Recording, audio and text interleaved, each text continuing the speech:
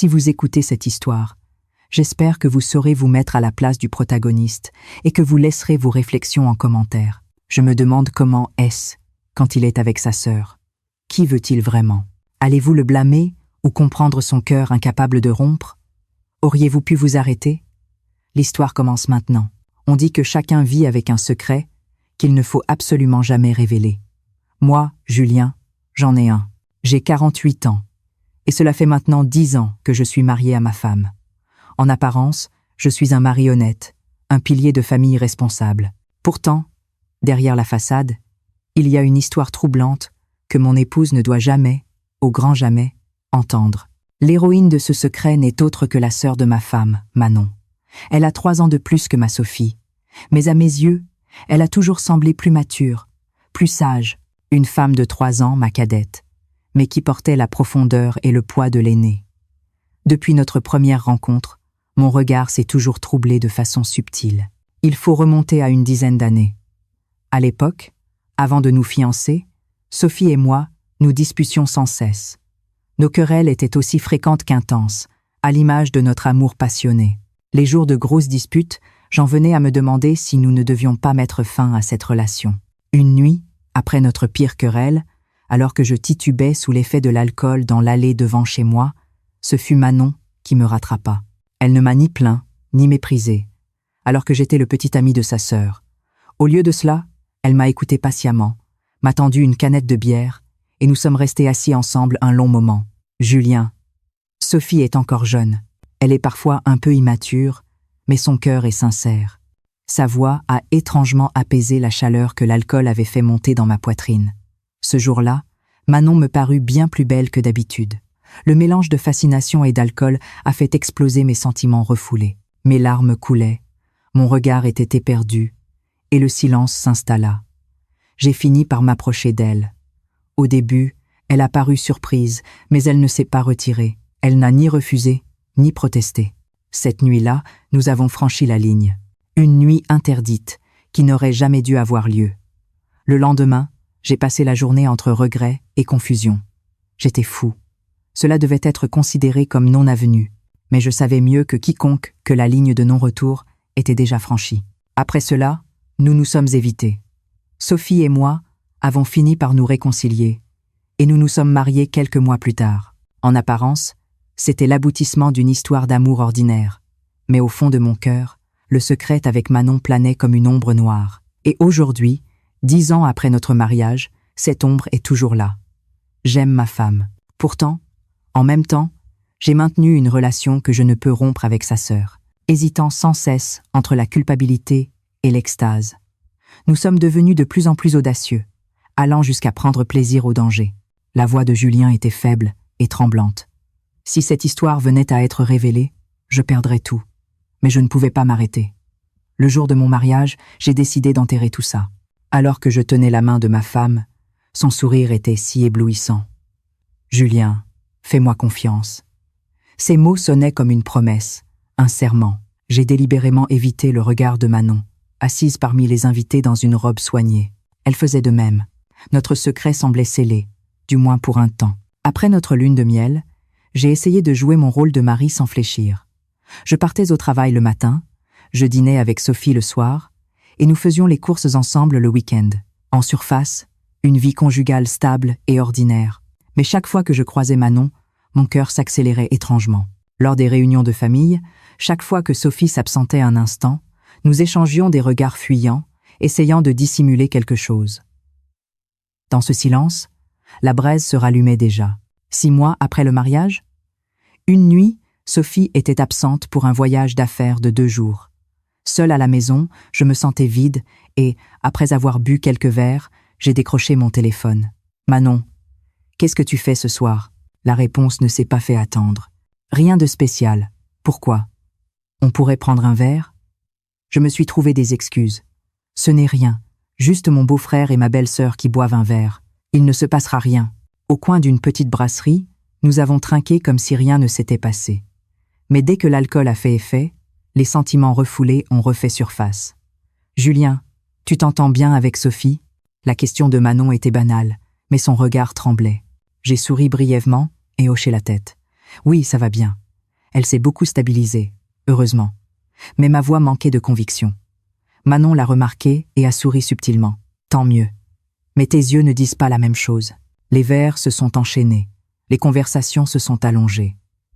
À un moment donné, je me suis rappelé cette nuit fatidique, le verre et les larmes, et la ligne franchie. Manon n'avait pas oublié non plus.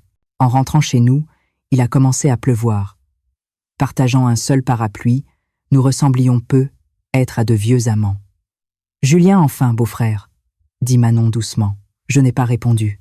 Dans l'obscurité de l'allée devant la maison, là où il n'y avait personne, nous nous sommes finalement rapprochés l'un de l'autre. Dès l'instant où les gouttes de pluie glaciale se sont transformées en chaleur de nos corps, j'ai su. Ce n'était pas une simple erreur. J'avais de nouveau mis le pied sur un chemin impossible à arrêter. Le lendemain matin, Sophie est rentrée de son voyage d'affaires.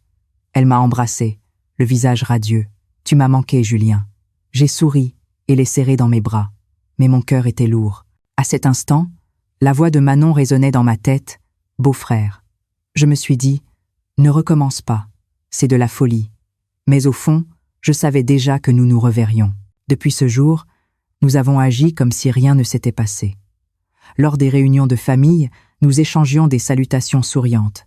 Et à table, la conversation coulait naturellement.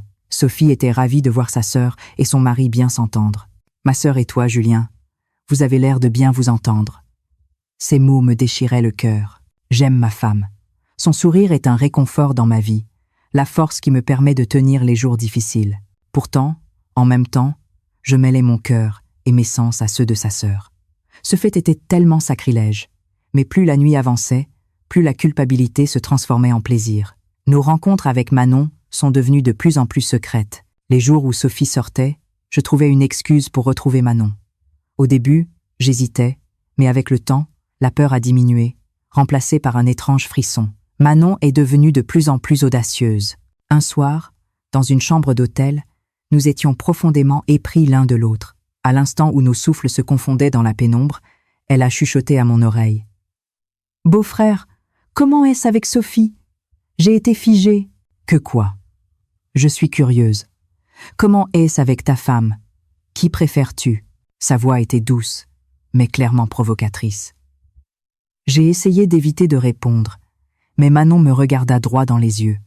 « Dis-le honnêtement, qui est-ce que tu préfères, moi ou Sophie ?»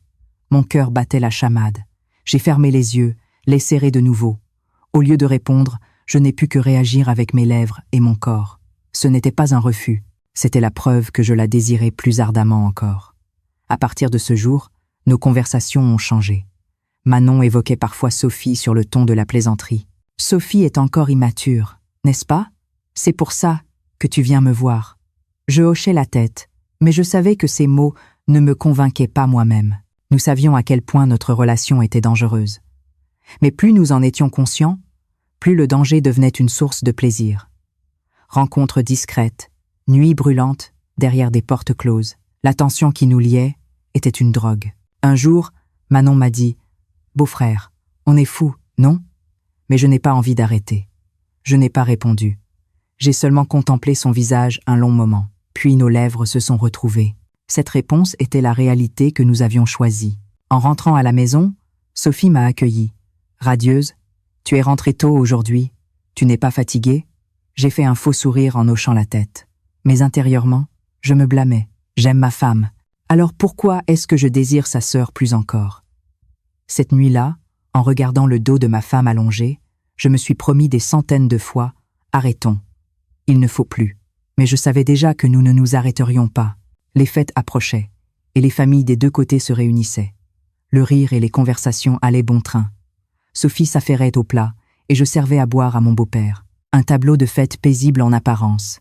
Mais mon regard cherchait sans cesse une personne. Manon, dans la cuisine, préparait les galettes. Son profil se devinait sous son tablier, son front perlé de sueur, son regard subtilement tremblant. Notre secret, connu de nous seuls, tressaillait même à cet endroit. Assis à table, Sophie m'a soudain fait asseoir Manon à côté de moi. « Manon, assieds-toi là, mange en parlant un peu avec Julien. » Mon cœur a raté un battement. Manon a souri brièvement et s'est assise naturellement à mes côtés. En mangeant, elle manipulait ses couverts sans y penser. Mais parfois, le contact de sa main contre mon bras semblait intentionnel. Lorsque ma belle-mère a fait une blague qui a déclenché un rire général, Manon s'est légèrement penchée vers moi. J'ai senti la chaleur subtile de son corps. J'ai serré la main qui tenait mes couverts. Plus tard, alors que nous mangions des fruits dans le salon, au milieu des rires des enfants, Manon m'a chuchoté. « Beau-frère, tu as un moment ce soir ?» J'ai écarquillé les yeux. « Dire ça ici ? Chut ! Personne ne peut entendre. » Elle a pelé tranquillement une orange, un sourire aux lèvres. Je n'arrivais plus à respirer. Tard dans la nuit, quand les familles se sont couchées, j'ai traîné dans le salon exprès. Et quand tout le monde dormait profondément, Manon m'a fait signe d'aller vers le balcon. À la faible lumière de la lune, nous n'avons rien dit. Dès que nos regards se sont croisés, nos lèvres se sont rejointes. Beau-frère, j'aime trop ça, mais c'est dangereux. Je sais, mais je ne peux plus me retenir. Cette nuit-là, nous sommes allés dans la chambre de Manon. Dès que la porte fut fermée, toute la frustration refoulée a explosé. Sur le lit, nous nous sommes agrippés. Nos souffles se sont mêlés. Des murmures étouffés s'échappaient. Je m'étais promis des centaines de fois. C'est interdit. Ma femme est juste à côté. Mais cette résolution s'est effondrée au premier contact de Manon. Elle a murmuré à mon oreille. « Beau-frère, l'idée de se faire prendre me rend encore plus folle. » Ces mots m'ont poussé vers une ivresse encore plus profonde. Après avoir brûlé de passion un long moment, nous étions allongés côte à côte, haletants. Le fait que ma femme, Sophie, dormait dans la pièce voisine était une pensée horrible, mais cette tension nous rendait encore plus ardents. J'ai dit d'une voix tremblante, « Manon, c'est de la folie. Oui, c'est vrai, mais tu le sais aussi, beau-frère. On ne peut plus s'arrêter. » À l'aube, je me suis éclipsé de la pièce.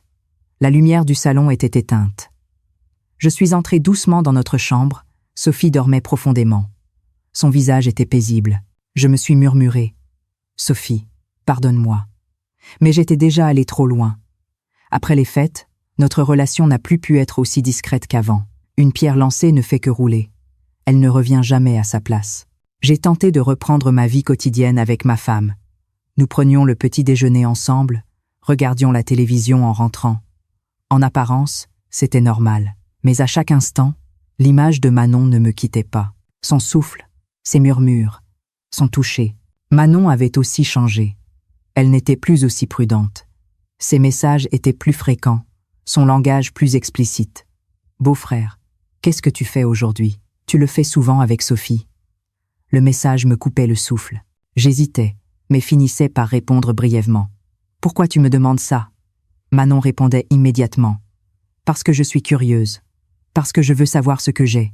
Te sais. » Au début, j'étais déconcertée. Mais peu à peu, ces conversations devenaient une excitation. Je me détestais, mais j'étais étrangement attirée par ces questions. Sophie est ma sœur.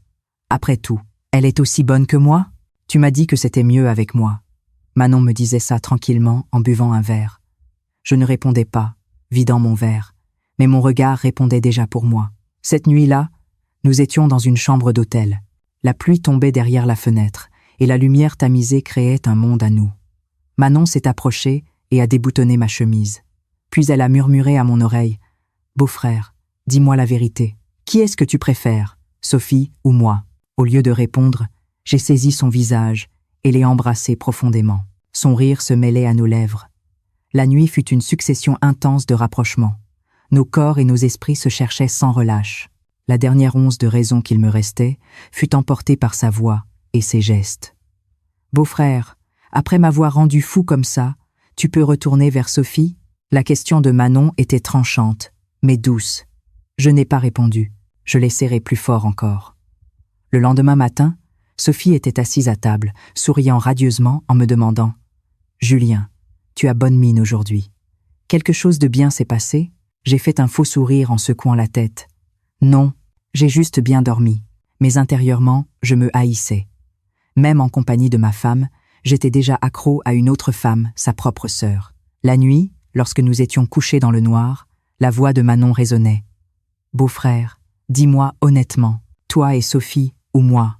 Sous la couette, je me murmurais. « Je suis fou, vraiment fou. » Mais en même temps, je savais que je ne pouvais plus échapper à cette folie. Plus le temps passait, plus notre relation devenait audacieuse. Au début, Nous avions peur d'être découverts. Mais maintenant, cette peur nous excitait. J'étais rongé par la culpabilité, mais je cherchais Manon comme un drogué. Manon aussi. Le jour de l'anniversaire de Sophie, toute la belle famille était réunie. Nous avions loué un petit restaurant. Rires et conversations. Sophie, heureuse, soufflait les bougies sur le gâteau, en disant « Julien, c'est tellement rassurant d'avoir ma famille à mes côtés. » J'ai fait un faux sourire, mais mon regard se dirigeait sans cesse vers Manon. Assise dans une robe courte, elle semblait indifférente, mais son pied effleurait le mien subrepticement. Un frisson a parcouru mon échine. Après le repas, nous buvions du vin ensemble. La famille discutait joyeusement, mais Manon a discrètement posé son verre et s'est penchée vers moi. « Beau-frère, tu viens aux toilettes ?» J'ai été tendu un instant, puis j'ai hoché la tête. Dans le couloir des toilettes, un espace étroit où les gens allaient et venaient, Manon m'a attrapé la main sans hésiter. Mon cœur s'est emballé à ce contact fugace. J'avais peur que quelqu'un nous voie. Mais cette peur s'est transformée en plaisir. Quelques jours plus tard, c'était l'anniversaire de ma belle-mère. La maison était pleine de monde.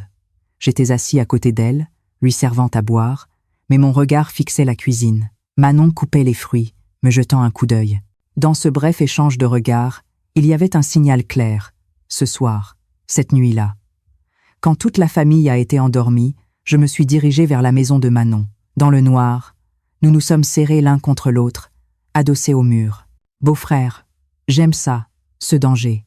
Quand mon cœur est sur le point d'exploser à l'idée d'être découverte, c'est là que je me sens le plus vivante. Je n'ai pas répondu au murmure de Manon. Au lieu de cela, j'ai couvert ses lèvres de ma bouche, et nous nous sommes dirigés vers la chambre. Dès que la porte fut fermée, notre passion a explosé sans retenue. La présence de la famille autour de nous était une terreur, mais aussi la plus intense des excitations. J'ai changé. J'étais un mari honnête, un père responsable. Mais j'étais devenu quelqu'un qui partageait un amour interdit avec la sœur de sa femme, savourant le frisson du danger.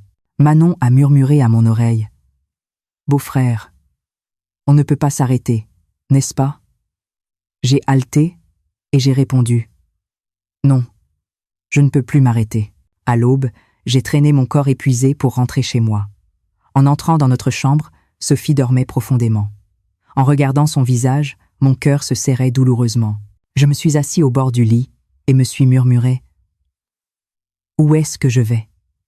Est-ce que je peux aimer ma femme tout en étant aussi fou de sa sœur ?» Mais mon corps, mon cœur, connaissait déjà la réponse.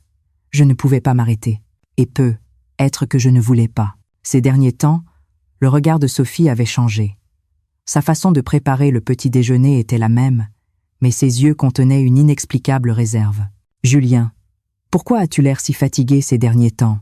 Tu rentres tard le soir. » J'ai souri de force en répondant. « J'ai beaucoup de travail. Je dois gérer les erreurs des jeunes. » Sophie a hoché la tête, mais son regard n'a pas dévié.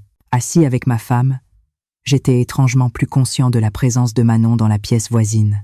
Quelques jours plus tard, lors d'une rencontre avec Manon, nous avons de nouveau partagé notre intimité haletant.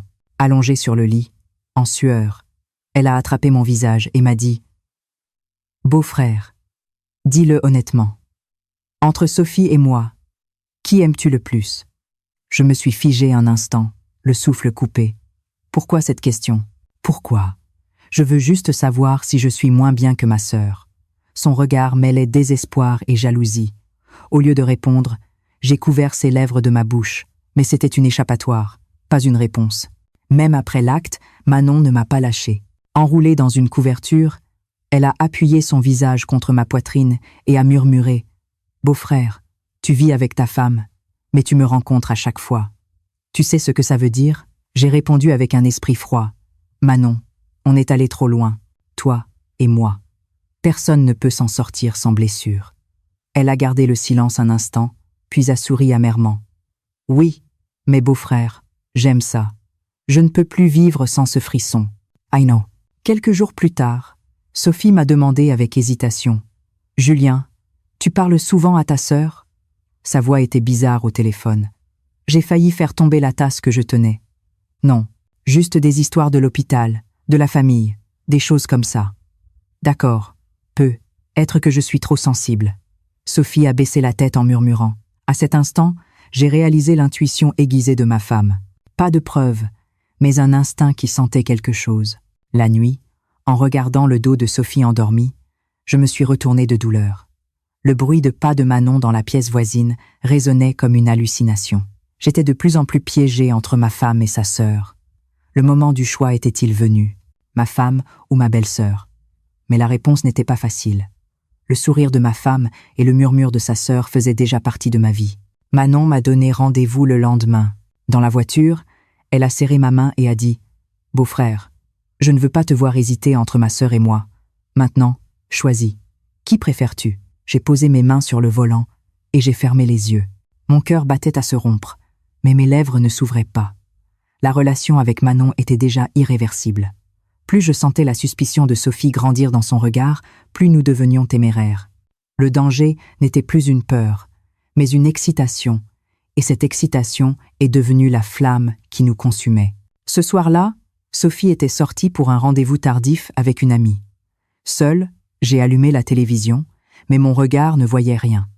Un message sur mon téléphone dominait toutes mes pensées. « Beau-frère, tu viens ce soir ?» Ce n'était que quelques mots, mais je n'ai pas hésité. C'est peu, être la dernière fois. Cette pensée accélérait mes pas. La porte de Manon s'est ouverte sur une lumière tamisée. Une bougie parfumée brûlait, et l'air de la pièce était étrangement chaud.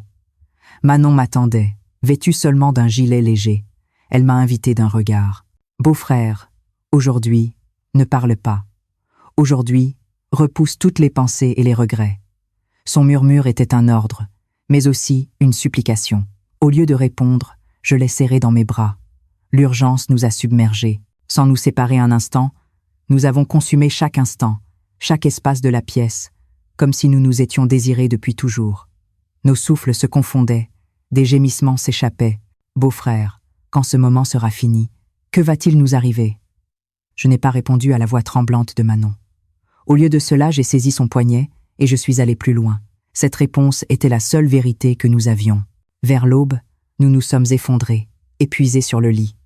En sueur, le bruit de nos cœurs se mêlait. Manon a enfoui son visage dans ma poitrine et a murmuré « Beau-frère, on peut vraiment s'arrêter maintenant? Après 10 ans, tu n'arrives toujours pas à choisir ?» J'ai fermé les yeux. Je ne pouvais pas répondre. La vie avec ma femme et la passion avec sa sœur. Je ne pouvais renoncer à aucune des deux. Alors que la lumière de l'aube filtrait par la fenêtre, j'ai soudain pensé que cette nuit pourrait être la dernière.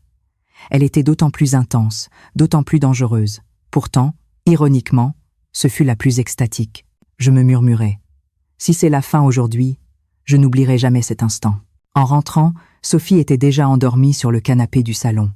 Sous la lumière vive, son visage était calme, et ce calme me rendait plus anxieux encore. Je me suis arrêté, et je l'ai regardé un long moment. Puis, je suis rentré doucement dans la chambre. Et je me suis demandé, jusqu'où vais-je aller? Est-ce que je peux vraiment mettre fin à ce brasier? Le soleil du matin filtrait à travers les rideaux. Je me suis assis sur le canapé, et j'ai déplié le journal, mais aucune lettre ne m'atteignait.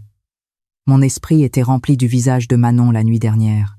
Son regard, ses murmures, la chaleur de son corps étaient encore vifs. C'est alors que la voix de Sophie est venue de la cuisine. « Julien, ta sœur veut qu'on déjeune ensemble aujourd'hui. Je l'ai aidée à cuisiner. » Mon cœur a manqué un battement. Je devais revoir Manon, alors que les traces de la nuit dernière étaient encore là. Nous nous sommes retrouvés tous les trois dans la cuisine pour préparer le déjeuner. Sophie coupait négligemment les légumes, et Manon, qui faisait mijoter le pot-au-feu, me regardait en douce. Ce bref échange de regards. J'ai forcé mon regard à se détourner, mais mon cœur battait la chamade. Dès que Sophie a tourné le dos, Manon s'est approchée et a murmuré. « Beau-frère, c'était bien hier, n'est-ce pas? J'ai failli laisser tomber mes couverts. » Heureusement, Sophie n'a rien remarqué et a souri. « Manon, prends soin de Julien. Il a l'air fatigué ces jours-ci. » Ces mots m'ont poignardé comme une lame. J'ai répondu par un faux sourire, mais l'atmosphère à table était déjà étrangement tordue. Après le repas, nous étions assis dans le salon. Dès que Sophie est allée prendre un appel dans la chambre, Manon s'est rapprochée et a chuchoté à mon oreille. « Beau-frère, on le refait ce soir ?» Ce bref murmure m'a traversé d'un frisson. Mais en même temps, j'ai entendu les pas de Sophie approcher de l'encadrement de la porte. Je me suis rapidement levée pour boire de l'eau. Mon cœur battait si fort que j'avais du mal à respirer. Sophie est sortie et nous a regardés à tour de rôle. « Manon, qu'est-ce que tu disais tout à l'heure? Pourquoi ton visage est-il si rouge, Julien ?» Un silence s'est installé. Manon a ri avec naturel en répondant « J'ai juste dit que beau-frère avait l'air d'avoir perdu du poids ces jours-ci. Tu devrais faire un peu d'exercice. » Sophie a fait la moue, mais est passée à autre chose. Mais à cet instant, j'étais couvert de sueur froide. Cette nuit-là, Sophie, allongée dans le lit, m'a tourné le dos et m'a dit « Julien, tu as changé ces derniers temps. Tu évites mon regard, et tu es plus maladroit quand tu es avec ma sœur. » J'ai senti mon cœur s'arrêter. « Non, ne t'inquiète pas, c'est la fatigue. » Mais la voix de Sophie tremblait. « Il n'y a rien entre ma sœur et toi, n'est-ce pas ?» La question était aussi tranchante qu'une lame. J'ai immédiatement secoué la tête, et j'ai dit « Ne dis pas n'importe quoi. Qu'est-ce qui te racontes ?» Sophie n'a pas répondu pendant un long moment. Puis elle s'est recouverte de la couette et a murmuré « Je dois être trop sensible. » Après qu'elle se soit endormie, je n'ai pas pu fermer l'œil. L'instinct de Sophie touchait déjà l'ombre de la vérité. Je ne savais pas quand, ni comment tout allait éclater. Je me suis murmuré « Il faut que ça s'arrête. C'est trop dangereux. » Mais le message de Manon sur mon téléphone a anéanti ma résolution. « Beau-frère, je t'attends ce soir. » J'ai posé mon téléphone, les mains tremblantes. Ma tête criait « Non ». Mais mon cœur courait déjà vers elle. La fin est vraiment proche. J'en avais l'intuition. Mais plus la fin approchait, plus nous nous désirions. Dans la voiture roulant dans la nuit, j'agrippais fermement le volant. L'écran de mon téléphone affichait toujours un message non lu. « Beau-frère, je t'attends encore aujourd'hui. » Cette simple ligne me faisait trembler de tout mon corps. Pendant 10 ans, nous avons partagé d'innombrables nuits. Quand ma femme était en voyage, la nuit après les fêtes, même quand nos familles dormaient à quelques pas, nous prenions le risque de nous rapprocher. Et chaque fois, c'était plus intense, plus profond. Au début, c'était une simple consolation, une ligne franchie accidentellement après une conversation arrosée. Mais cette fois-ci est devenue une autre, puis une habitude, et enfin, une addiction. Sous les lumières tombant de la fenêtre de la chambre d'hôtel, nous ne pouvions nous lâcher. Manon me murmurait toujours « Beau-frère, pour cet instant, il n'y a que nous deux. » J'ai craqué d'innombrables fois à cause de ces mots. Rongé par la culpabilité en pensant au visage de ma femme, je finissais toujours par retourner vers Manon. Mais le regard de Sophie avait changé. Ce n'était plus le regard naïf d'une épouse ignorante. Le doute grandissait. Son ombre planait sur nous. Même Manon oscillait entre l'anxiété et le désir. « Beau-frère, si Sophie s'en aperçoit, c'est la fin. » Mais elle me serrait plus fort encore, comme si elle voulait que la dernière flamme soit plus grande, sentant la fin approcher. J'ai regardé longtemps mon reflet dans le miroir. Des yeux ridés, une ombre lourde. Moi, qui étais un chef de famille honnête, qui étais-je maintenant? Le mari de qui? L'amant de qui? 10 ans passés à rire et pleurer avec la sœur de ma femme. La morale était effondrée. Les limites avaient disparu. Il ne restait plus qu'un verre mélangé d'extase et de culpabilité. Cette nuit-là, j'ai finalement fait demi-tour devant la maison de Manon. Si je frappais à la porte, elle m'accueillerait sans aucun doute. Et une autre nuit de passion commencerait. Mais j'ai freiné. Assis dans la voiture pendant un long moment, j'ai pris mon téléphone et j'ai effacé le message. Mes doigts tremblaient, mais je n'ai rien renvoyé. En rentrant, Sophie était assise sur le canapé. Elle m'a souri, mais son regard était étrangement vif.